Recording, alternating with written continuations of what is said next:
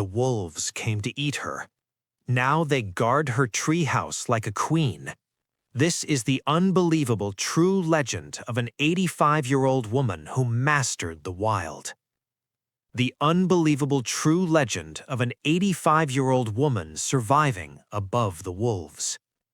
High above the frozen lungs of the Siberian taiga stood a structure that looked almost impossible, a hand-built wooden treehouse clinging to the branches of a 200-year-old larch tree.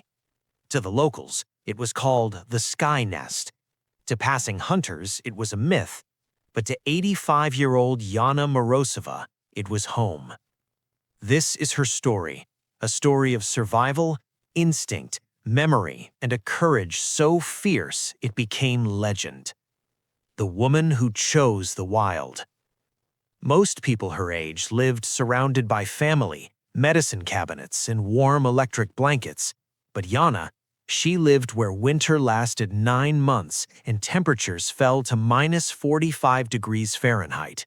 She had no neighbors, no roads, no refrigerator, only the forest, the sky, and the wolves. Civilization is noisy, she always said. The taiga tells the truth. Her treehouse was a masterpiece. With hands roughened by decades of teaching and chopping wood, she built it plank by plank. She scavenged fallen logs, bent iron nails by hand, and tied beams using old mountaineering knots she learned as a girl. The result? A fortress above the forest. 25 feet in the air. Reinforced platform, a rope ladder that she could pull up at night, a stone stove she engineered from river rocks, a solar panel for a single dim lamp, a rain collector built from carved wood funnels. Inside, it smelled of pine resin, dried mushrooms, and old books. It was, in every sense, a kingdom she defended. The wolves who claimed her territory. Wolves and the tiger are not shy, they are not scared. They rule the land with an ancient confidence. And in the winter of her 5th year in the wild, the wolves decided that her territory was now theirs. A pack of 7, led by a gray alpha with a scar across its muzzle. At first, they kept their distance. Then they began circling the treehouse. Then came the howling, long, endless cries that pierced her bones. Most people would have panicked, but Yana had lived long enough to understand fear. Fear is a guest, she said. You decide whether to invite it in. She didn't. The night the wolves attacked. It happened in the heart of winter, wind like broken glass, snow piled so high it swallowed her fire pit, and the wolves, hungrier than she had ever seen, crept closer. Their eyes glowed from below the treehouse, reflecting the dying orange light inside. The alpha growled. The younger wolves scratched at the trunk. Snow shook from the branches. And then, with a sound like a knife tearing cloth, they began climbing. Wolves don't normally do this, but hunger makes rules meaningless. Yana grabbed her grandfather's axe. Her heart pounded so hard she could hear it louder than the storm. The first wolf reached her ladder. The rope swayed. She swung the axe. Wood splintered. The ladder fell. And the wolf dropped into the darkness below. The pack howled in fury. It wasn't over. Fire, wisdom, and instinct. She knew she couldn't outfight 7 wolves. She also knew the taiga gave you everything you needed if you understood how to ask. She grabbed pine resin, birch bark, and a small pot of oil, mixed it, wrapped it in cloth, a simple weapon she learned from her grandmother during war years, smoke bombs. She dropped the first one.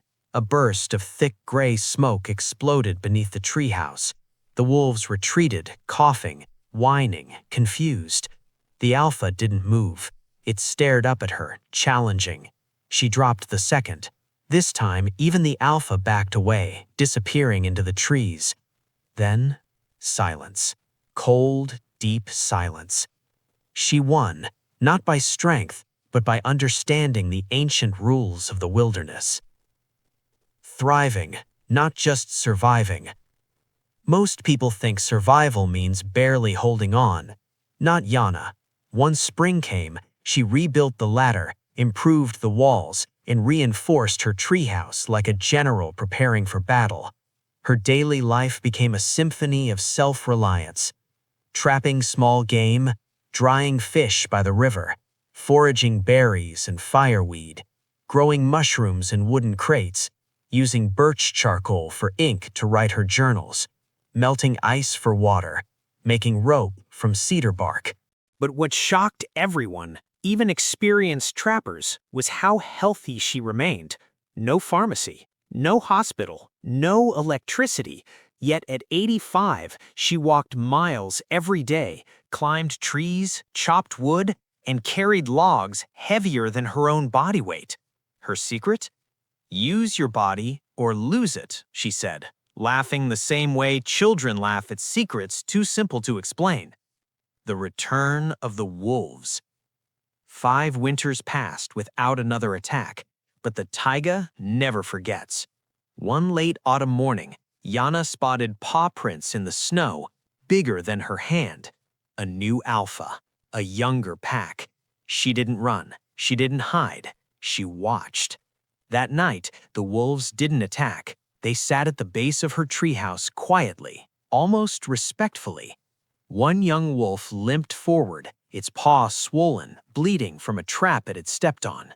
Against every rule of nature, she climbed down slowly and approached it. The wolves growled, but didn't move.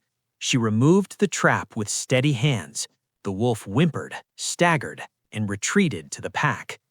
The next morning, the wolves were gone, but something unbelievable happened the following week. A large chunk of fresh meat, elk, lay neatly beneath her treehouse. A gift from the wolves. In the taiga, respect can be offered in many forms.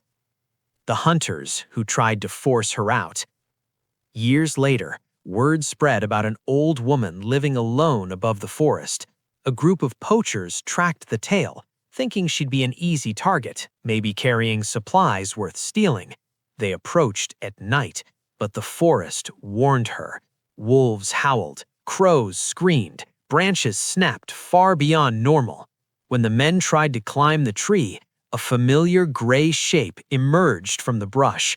The wolves circled the hunters, forcing them back, snarling, snapping, guarding the woman they once challenged. That was the last time anyone tried to disturb her peace. The legend grows. Stories began circulating across Siberia, then across the internet.